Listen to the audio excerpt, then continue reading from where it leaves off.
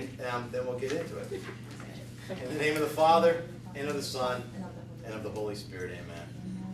Lord Jesus, there are so many things that are going on in the world that seem to be out of our control. So sometimes when things aren't within our grasp, that we think that we can have some way to influence them, we could be filled with anxiety.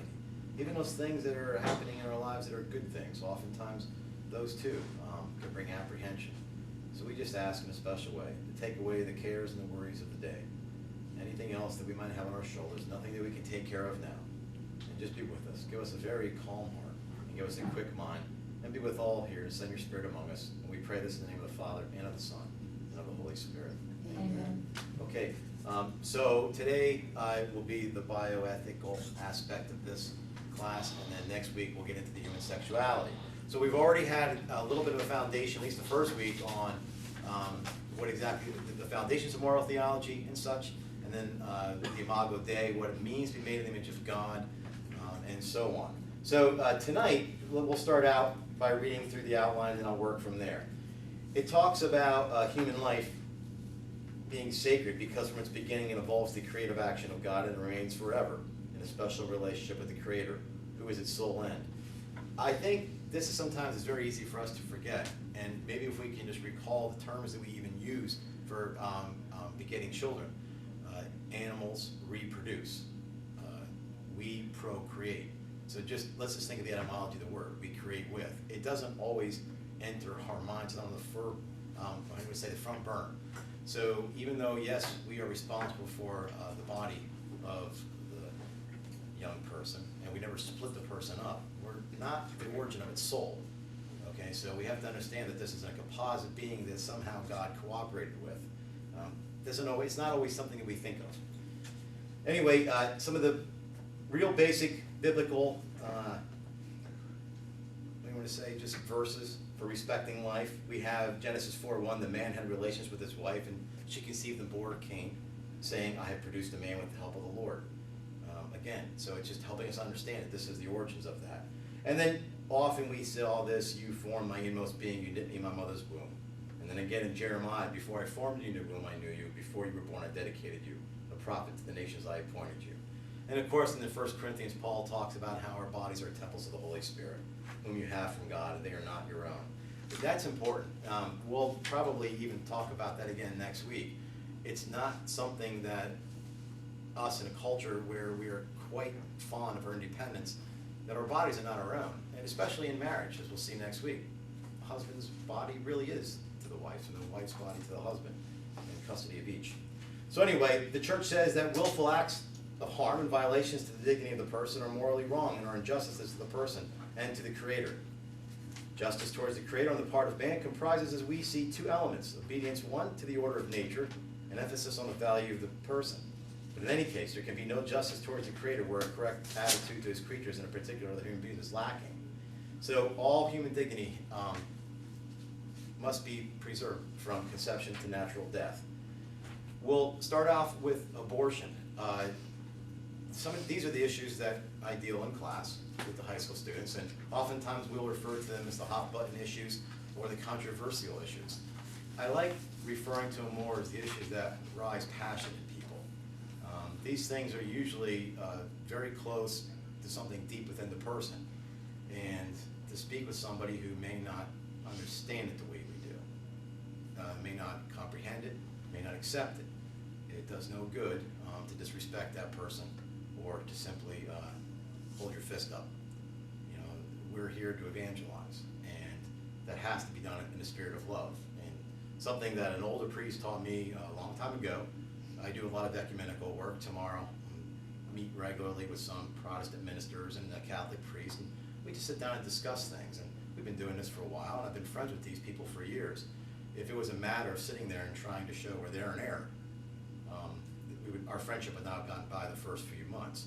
So it's a matter of respect. Now, there are some things, yes, that the line's drawn, but even those things, there's still the matter of respect for the human person. As long as they're searching for truth, we have to try to respect that and help guide them towards that. So anyway, it says here in your outline, regardless of the circumstances, abortion is never morally acceptable. It directly causes the death of the unborn child. In other words, It's prohibited in all circumstances, and it is considered an intrinsic evil. Intrinsic evil is inherently evil. There's nothing that can make it right. We know the moral object is the primary way that we understand the morality of an act. Intentions are very important, and so are the circumstances. But when something is an intrinsic evil, it's de facto. It doesn't even matter what the circumstances are. It doesn't matter what the intentions are. And that's usually where we get stuck. We usually get stuck up in the intentions. So anyway, what we're going to address tonight, now hopefully I'm going to try to put this in a different light for some of you. We'll see. But tonight we're going to try to address direct abortion. That means you intend it. That would be typically what we would think of when we think of abortion. It's the intended direct abortion. And also then we're going to talk about indirect abortion, where it's foreseen but unintended. We'll get to that a little bit later. And we won't be talking about spontaneous abortions. That's typically what we know as miscarriages, because they are not moral acts unless there is direct trauma, what do you want to say, injury, abuse, or neglect. Unless there's something else involved there, then there's really no way, there's no reason to put it into a moral context. So if a woman was pushed down, the steps, and that caused a spontaneous abortion, well, it would not be on the woman, of course. It'd be on the person who pushed her.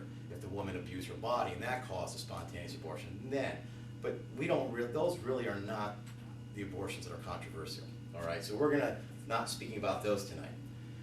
Now, when we talk about the human person, it's known as anthropology. Philosophical anthropology tells us quite a bit. And when aided by divine revelation, in a sense, theological anthropology, it relies on a philosophical understanding of the human person. So it can be called a science proper, really.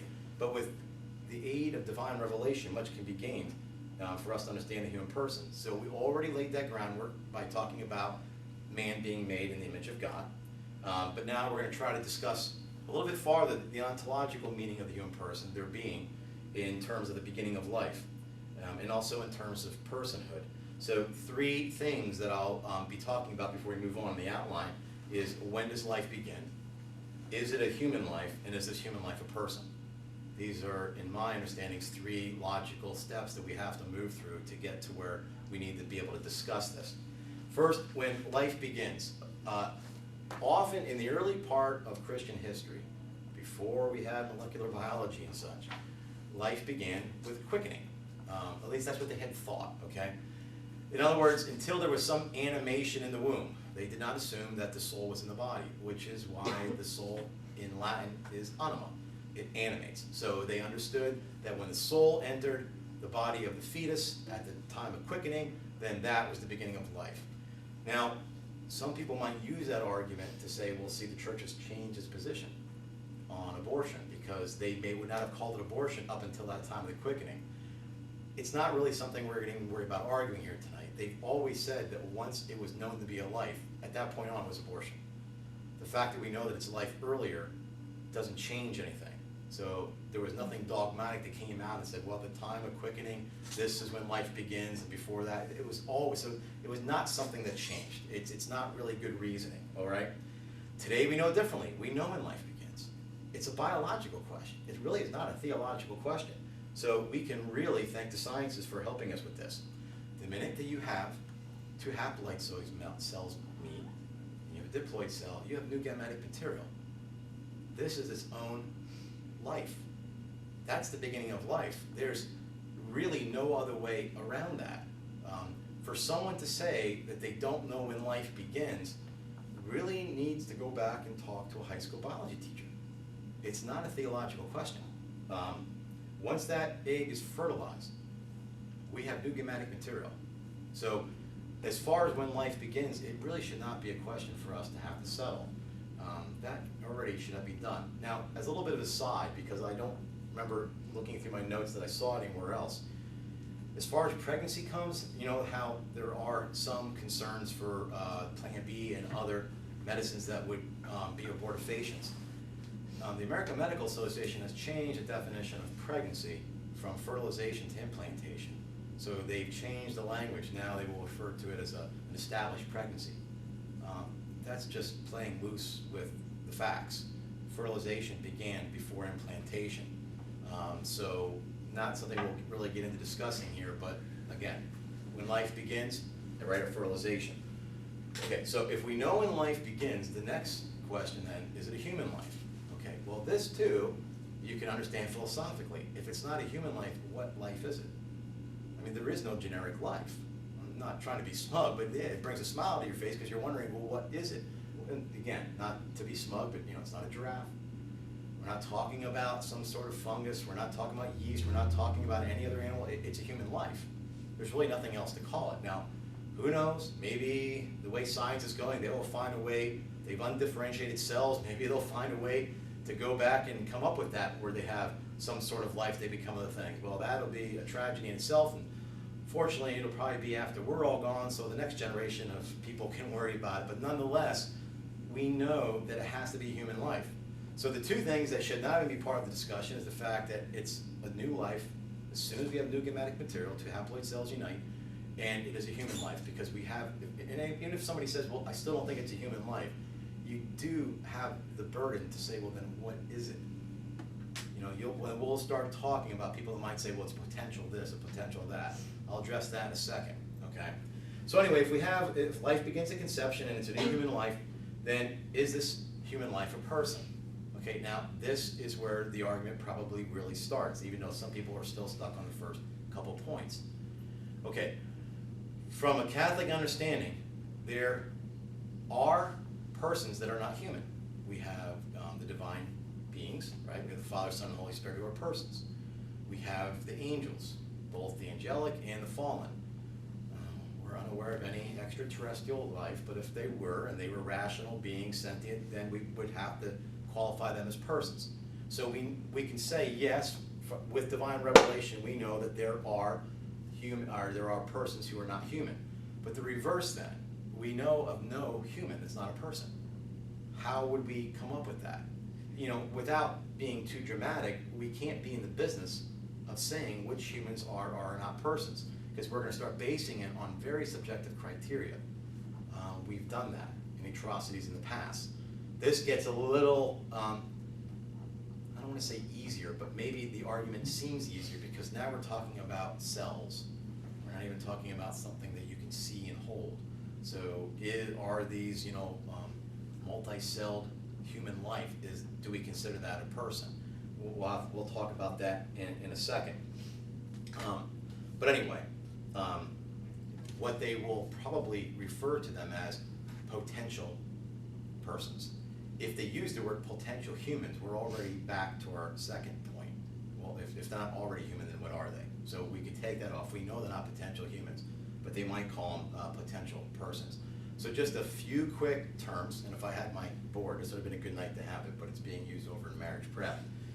When we talk about the essence of a thing, this is what a thing is. It's always determined by its being. Now, that's not as hard as it even sounds. If I were to say that there's something crawling up the wall, can I kill it? You might say, sure. You might look over and say, what's a spider? Sure. If I had a mouse or something on the table there and said, there's a mouse there, will we kill it? Well, you might start to have a little bit more, caution. Although if the thing were running around and we caught in a trap, we wouldn't have a problem. In other words, we need to know what a thing is. And once we know what a thing is, then we determine, how do we act morally towards that? Okay, so in Thomistic terms, not that it's important, but they use the word quiddity, okay? If you like St. Francis and his follower, Blessed Duns Scotus, they will talk in terms of hexidity. But nonetheless, this is what a thing is. It's the essence of a thing. It is unchanging. It doesn't matter what it looks like or what, in essence, anything else about it, any of its attributes. No matter what they change, it's what it is necessarily, all right? So accidents are the other thing. We have essence and we have accidents. Accidents are all those observable things that could change. They're the characteristics of a thing by which we even identify it. But if those accidents were to change, the essence would not. For instance, if we had a snowflake and we just said, what is the essence of a snowflake? If we were to dye the water blue and make a blue snowflake, even though we know they're typically white, we would just call it a blue snowflake. We would still say it's a snowflake. Just because the accidents changed, the essence of it didn't change. Ketchup is red. It's a tomato product. Even if, remember that god-awful blue stuff that they had out a while ago? My kids loved it. It was still ketchup. Even though it looked like you're, putting tempera paint on your hot dogs, nonetheless, it was still the essence. Only the accidents changed, okay? So we have to be very careful that just because we see something change on the outside, doesn't mean it's still, I'll give you one more example to be easier. If we see an apple, and I just say, well, what is this? We would all identify it as an apple. Well, you would do so because it's red or such or white.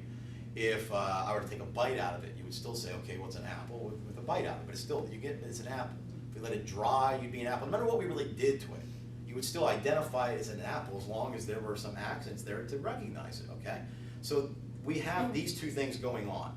And two more quick terms, and then I'll be able to make my little analogy here. The other thing is about potency and actuality, okay? And actuality is just what a thing currently is. Okay, we might think in terms of act. It is what it is here. Potentiality is the possibility of a thing. Okay, so something, as it changes, it might have the potential for something else, but its essence is going to remain the same. This will be easy now that we just have those four terms. I can kind of do a little description here. If I were to say that we have an acorn, the acorn, what you see of it, those are the accidents. But this acorn, its essence is oak. That's what it is. It's oak. The acorn is actual. That's because we're looking at it. But it has the possibility, the potential to be a sapling. So when that acorn is planted and it becomes a sapling, we now look at it, the accidents have changed, and we say, that's a sapling. What's its essence? Oak. That hasn't changed. So the acorn had the possibility to be a sapling. When it fulfills that possibility, it has now is actualized, and now it is a sapling. The sapling too has a possibility to be a full-blown tree. So that sapling has the possibility to be a full-blown tree. Now it's a full-blown tree. It's an oak. It has always remained an oak, even though it has went through various stages. So it was never, an acorn was never a possible oak. It was a possible sapling. The sapling was never a possible oak, it was a possible tree. We could do the same thing with the human person, okay? So we have a fetus, and we could do it with an embryo. It doesn't matter what stage we do it at. If we look at it and say, what is the essence? What is the nature of that? That's a human. That's all it is. It can be nothing else. Somebody says, well, but it's only a possible human. No. It is a human. And if you're going to go back to that point too and say it's a possible human, then can you tell me what it is now? There's no answer for that. So the fetus has the possibility, not to be human, has the possibility to be a toddler. If it fulfills that possibility, it's now a toddler. Its essence is still human. Nothing's changed. The toddler has the possibility to become an adult. Its accidents had changed, but the essence always has remained the same. This helps us clear this up a little bit, because people will talk in terms of potential. It's a potential person.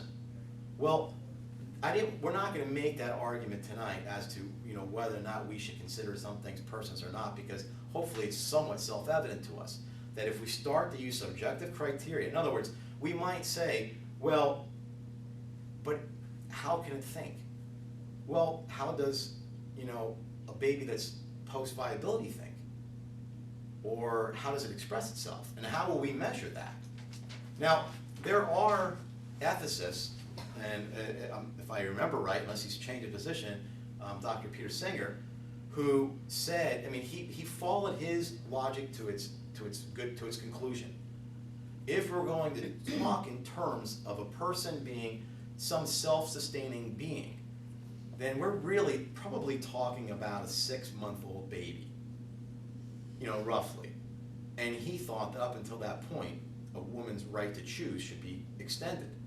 Now that might be horrific to some of us, and it is, but he's really just brought the reasoning to its logical conclusion. In other words, when you buy a house, location is everything, but location doesn't change the nature of a being just because it's out of the womb. Literally, now I'm not talking legally. I understand, what happens legally. I'm talking morally, philosophically. What can possibly change just because the child's outside of the womb? So if we're going to start saying we want to see certain qualities, it has to be sentient, it has to be doing this, not only are we going to have issues even post-birth, we're going to have issues with people with brain injuries and elsewhere. I mean, we're going to have to really start, what is our criteria? And how about, people who might have different forms of, my mind, your mind totally goes. Well, it could be, but I was thinking about when a person has dementia. That's what I was thinking, various forms of dementia. So once we start saying, you see, isn't that something? You're trying to talk about dementia. It's in denial. Hold on. So anyway, so you have to watch doing that. Now again, some of these ethicists they're not so concerned about being fragile when they talk about, well, yeah, we would conclude all those people. But that's not usually the mainstream argument. Usually the mainstream argument is, well, it's birth, all right? And once it's birth, then okay, it's out. But that really doesn't make any logical sense, all right? Now, there's a lot else we could probably do about that, but I think that's enough for us. So we just have to know that when we say fetuses are potential humans, it's irrational. There's really, that's a level of ignorance that I'm not sure what it's based on. They are not potential humans, they're potential toddlers, they're potential adults, and such. And again, we have adults with these unrealized potentials, because we all know the effects that brain injury can have on people. So how do we classify these? And again, we have to watch, how some people may have no problem killing a small spider, but as that spider gets bigger, they don't want to do it. That's really just aesthetics. You know how somebody says, I won't ever kill an animal, and all of a sudden, they're slapping the gnat. Well, you've just made an aesthetic decision, saying, well, I don't mind the gnat, I don't want to kill it. It's really it's something that's too big for us to look at. So is that really the application we're applying here? That once the child's out, we're talking about, something that is not small enough for us to disassociate from the human person because it doesn't look like us and such. So anyway, those are some of the issues surrounding abortion. And then we'll talk about that in a little bit. Now, let's start here. We're going to talk about this indirect abortion now, because now I think a genuine question that comes up, well, what do you do when the life of the mother is, in danger?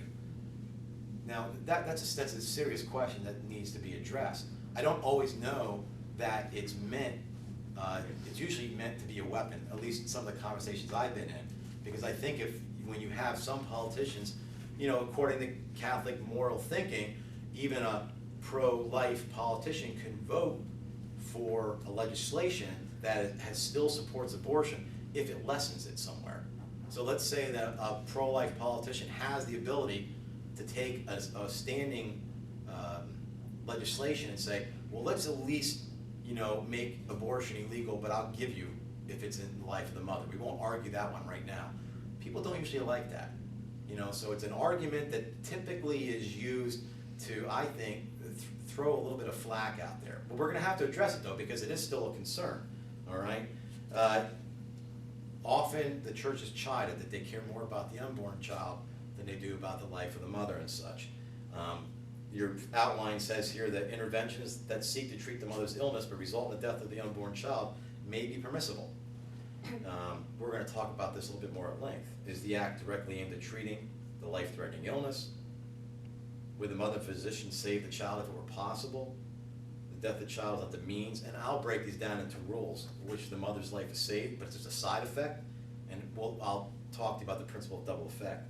Or is there a proportionate reason to save the mother's life? I mean, why are we even trying to consider this? So I put a chart there which just sort of lays out, and this data for why people have abortions is probably hard to come by.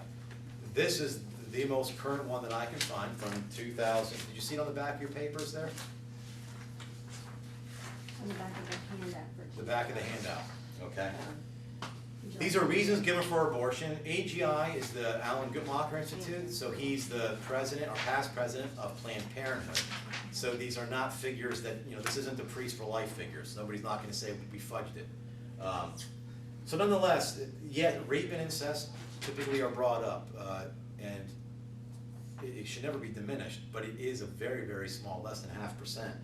And I've always, and this is my personal contention, is that I never realized why rape was listed separately. I'm sorry, why incest was listed separately.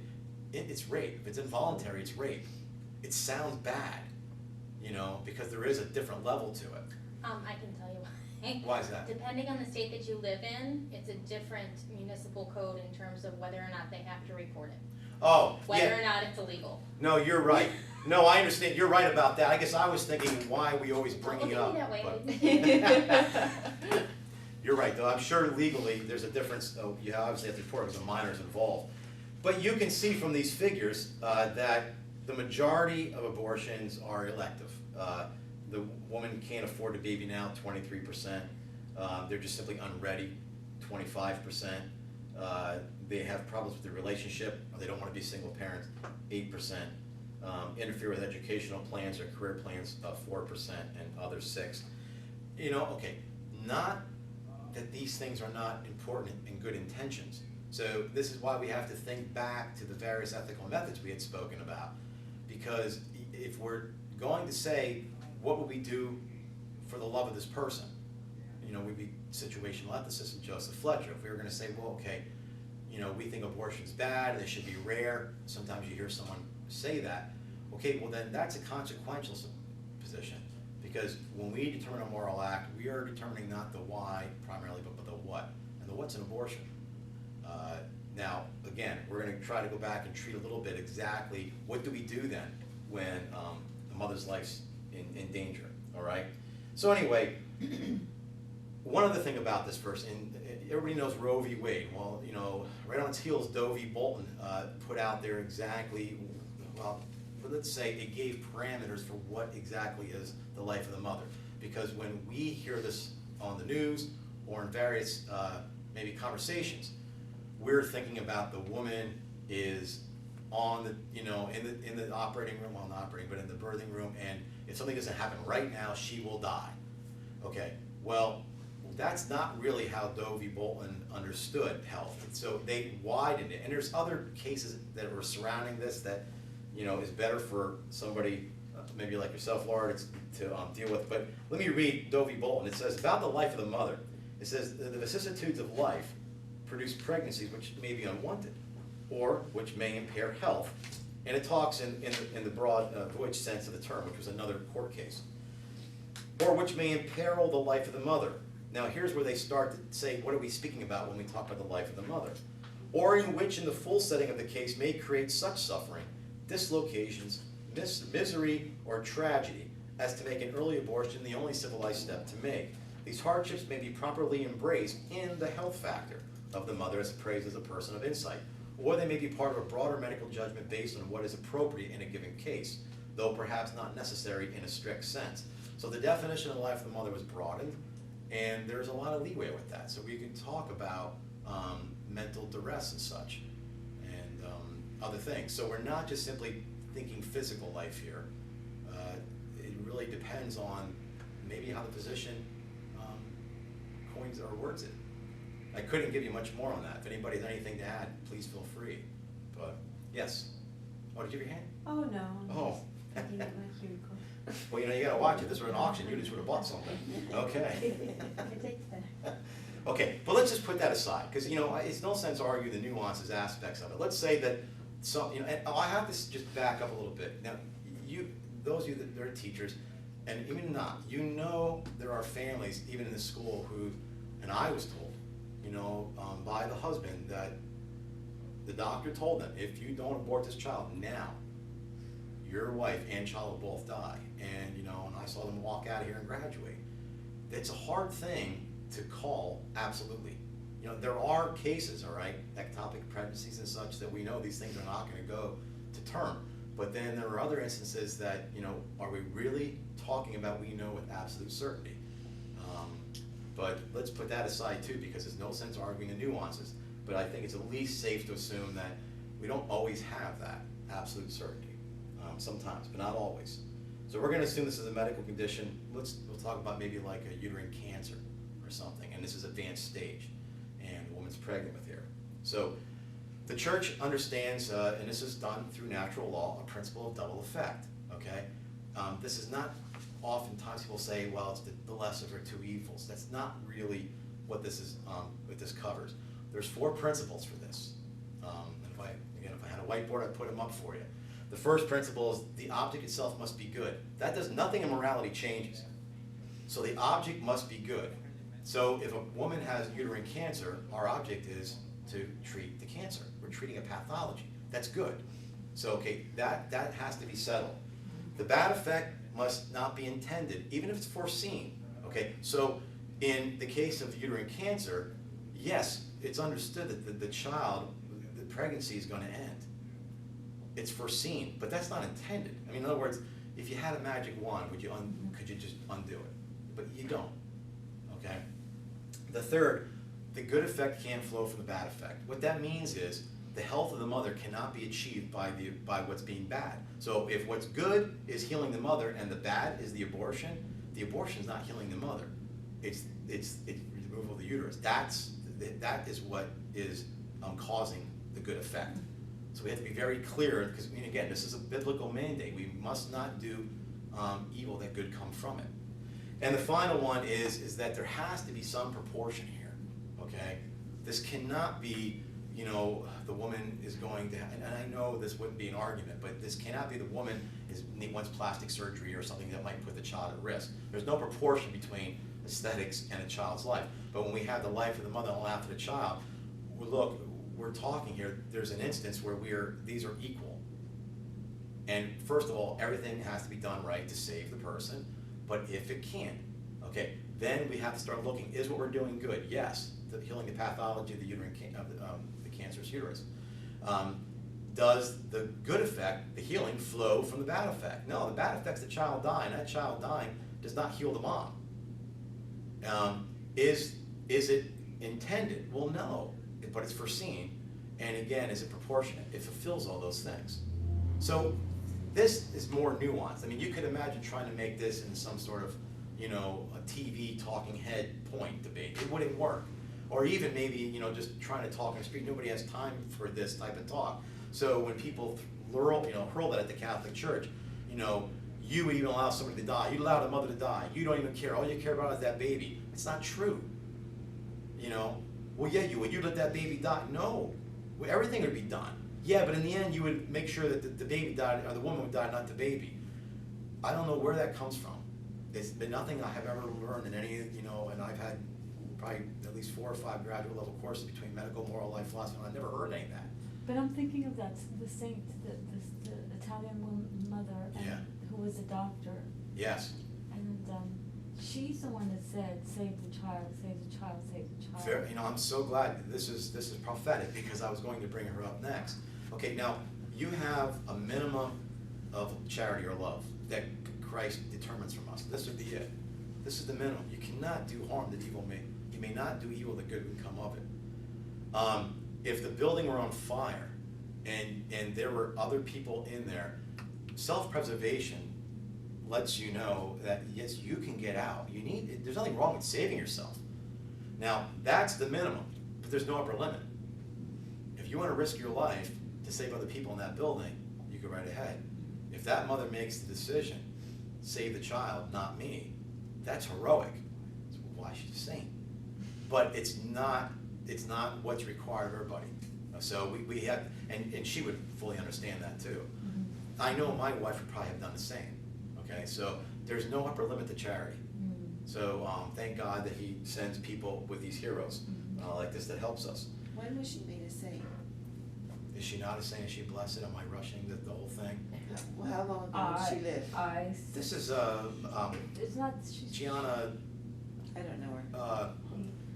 Yeah. She's your grandmother? I don't, I'm I thought I understood the movie to say that she is a saint. Gianna. This is pretty bad that I can't remember her right now, but How long ago? I was within the last.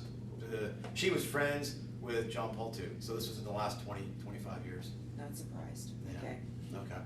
Anyway, so now there's a difference now. Now let's talk about a situation that endangers the child, like say hypertension or something, very serious. Okay, are there ways to treat this other way? In other words, let's say that the woman has severe hypertension, and for whatever reason, the pregnancy has aggravated it. And even prior to viability, she wants voluntarily to abort the child. If we applied the double effect to that, we would lose right away the morality of it just by the object, because now, well, let me say it this way. It's an intrinsic evil.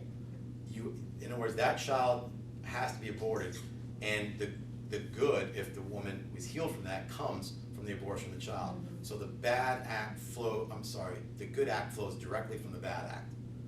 The child being aborted heals the woman.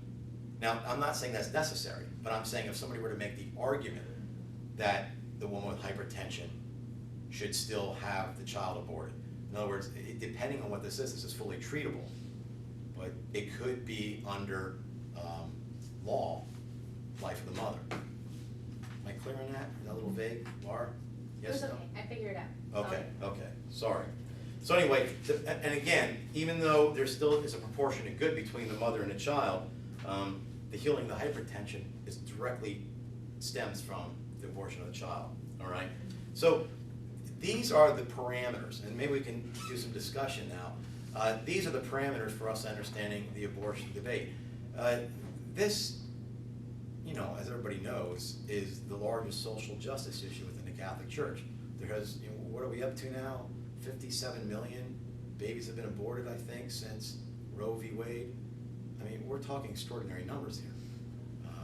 And not just that, but something very systematic. I think the last I checked, we were nearly 3,700 every day. It's really a crime. And we're not going to get into the ethnic unbalance in this, or what I want to say, of various races. But anyway, let's go back to abortion, the primacy of life. And let's just look at maybe one of the discussion questions before we go ahead and take a break. And where this goes is really up to you guys. But in what ways are both divine revelation and reason used in the Catholic Church's position on abortion and the primacy of life? What do you think? We started out with a few scriptures, but I also tried to make the argument, from natural law, which we'd understand to be reason.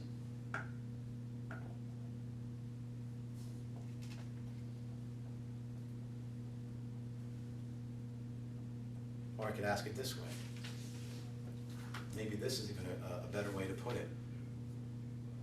What do you think the difficulty is if as I laid it out, that we have 3 different points? When does life begin? When is it a human life? And is that human life a person? What do you think the difficulties in communicating that are? With whom? Well, whoever you may be discussing with. As an individual? Yeah, absolutely. Or Just in your own, well, either way, but I would imagine just in your own life. Because see, this often, we're not even worried about the politics of it, but this often gets thrown into that. But it more generally gets rearranged into other arguments. In other words, we're talking about women's rights. Now we have it under reproductive rights. We have certain things like that the argument gets reframed. No, still processing it. Okay, again, if you raise your hand, you bought something. So. Apparently we almost did like this. Just thinking about my husband, we can't get over the hump of the fetus being human. That's where he kind of like. So he thinks it's not human, or? Right. Okay. That it cannot, because it cannot survive on its own. No, I understand. So, in other words, it's a cells. To him, it's cells. You don't have to speak for your husband per se, but then, at what point of development then would that no longer? Would he say, okay, at this point now, I'll agree that it's human? We usually stop arguing at that okay. and walk away from each other because he's pretty. But the reality is that you brought up the point that the church at one point said it's when there's movement. Yes. Okay? And they did not have the science That's to right. understand more in depth. And so therefore it was that movement. And then they can change their mind, all right, the morality. And we've seen that on a lot of issues. Well, wait, where did the church didn't change its mind on the morality of abortion? It changed its understanding of when life began. Yeah, Is that what you that's mean? key to the abortion issue. Yeah, When does life begin? okay, All yeah. right, and the church did say at one point, it's when it's the movement, okay? Uh-huh. And so currently, people do have problems with, in our society today, that is the fetus at a very early stage, and there is no movement felt, is a grouping of cells. So therefore. It's not life, It's not life, because there's no movement, and the church at one point said that was, but see, I'm just saying, the church can say one thing and hold to it, and then at another time it can change. But see, I don't still understand how the morality changed. I'm not following your argument. I think this is gonna be, or I hope this is going to be, I pray that eventually this is going to be one of the situations where science helps us again, because as you said, once you have new cells, you have new DNA, you have a different being. And that different being isn't suddenly going to be a monkey or dog or an elephant, it's human DNA. And whether or not it can survive outside the womb or not is totally different. Once you're established as a human, you're a human, regardless. The other issue though, I think, long term, I really feel that this is a situation both politically and, it's a sticky issue for the medical community as well, because they've really, from a legal standpoint, been stuck right in a hard place.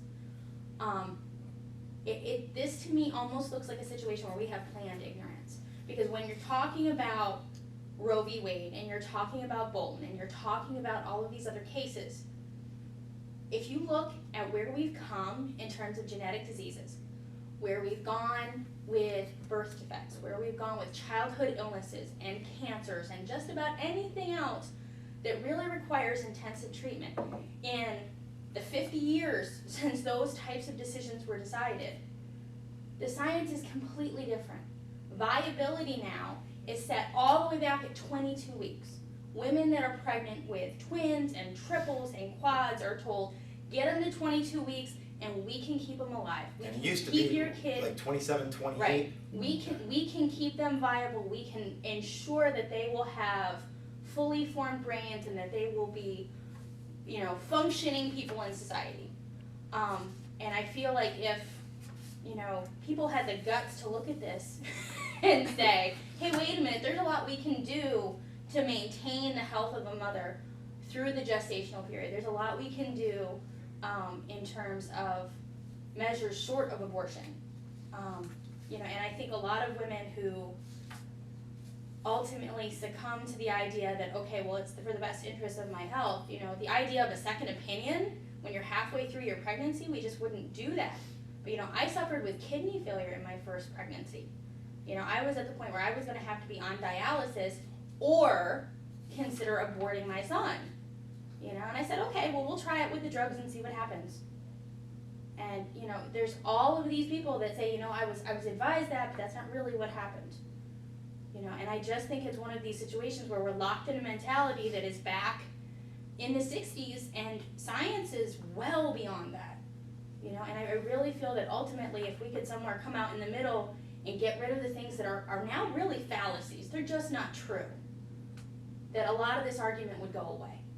Yeah, and two, there's also the opinion that eventually this may be a non-issue. If they set abortion being legal up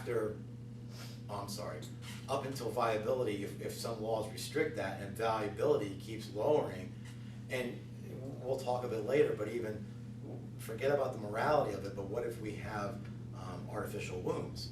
And now that's not that far away. But even, and then what becomes the argument for that? So, as a society, we can argue, does this truly fall under reproductive health for a woman? Does this truly fall under such issues? That's really not, we're really aiming here tonight to understand what does this mean in terms of ontology, the actual person, the being. Because all those things, as Laura said, they become fallacies too. If it's deemed a human person at 20 weeks, then whether or not it's somebody else's right, yeah, there's a lot of other arguments. I don't know how much reading you've done on it. There's one woman ethicist came out and tried to make the argument for abortion. It's called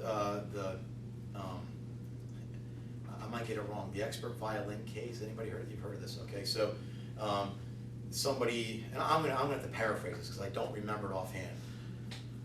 This person is dying and needs to be, hooked up to another person in order to help sustain its life. So you're kind of captured and you're put into bed next to this person, and you wake up and you're all attached with, tubes and whatnot to this other person, and you have to stay there for 9 months. Are you ethically bound to stay there for 9 months to help sustain that other person? And there's more developed than that. The problem with those arguments is the relation. Are we talking the relationship between a mother and a daughter, is the relationship between somebody who's been, hoodwinked and thrown in the back of a van and woke up? I mean, really, but this is what the ethicist talks about. I mean, is this the relationship that we're trying to say they're equal? Hoodwinked, did you like that one? What are some other ones I've heard?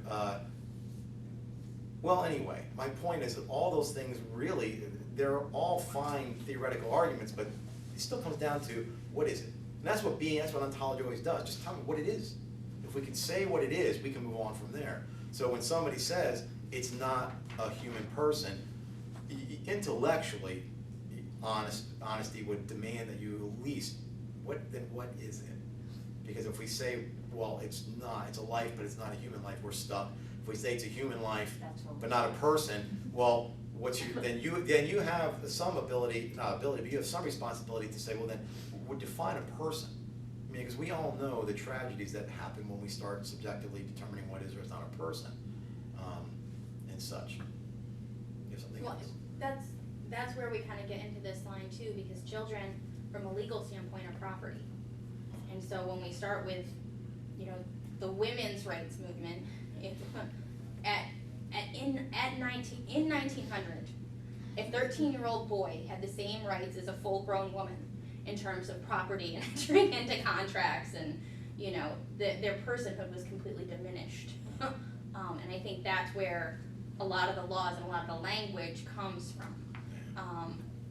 But it absolutely isn't something that is set in stone. It absolutely could be overcome, but it upends a lot of other laws by redefining personhood, especially for a child, because even a child at age 3 or 4 can't totally take care of itself. Yeah. So the argument of in the womb or out the womb really kind of goes up in smoke. Yeah, it comes down to aesthetics and location. It just doesn't, outside of, which is why partial birth abortions have to be performed like that. Do you know what a partial birth abortion is? Well, it's graphic. I won't go into it too deep. But because once the child has been vaginally delivered, it's declared legally a person. When it's in the vaginal canal, it's not a person. So they will turn the child, leave its head inside the vaginal cervix, and they will insert forceps or scissors in the back of the child's head, collapse the skull, and then deliver the child. And that's legal. Now, does that happen often? I don't think so. Is it rare? Yes, but it doesn't matter. It's horrific. If you were to show people that, and there's a movie out there, it's called The Scream, that sort of like covers it. It's horrific. But, but the problem is again, we have aesthetics. If you're going to hold that outside of the womb makes it a person, then you have to keep to your logic, which is why even somebody like Peter Singer might not set well with us, that he extends it to 6 months, but he just brings the thinking to his logical conclusion. He's being intellectually honest, and that horrifies people. So it's a tragedy, but anything else? Okay, well, not exactly a pleasant note to break on, but let's take 10 minutes.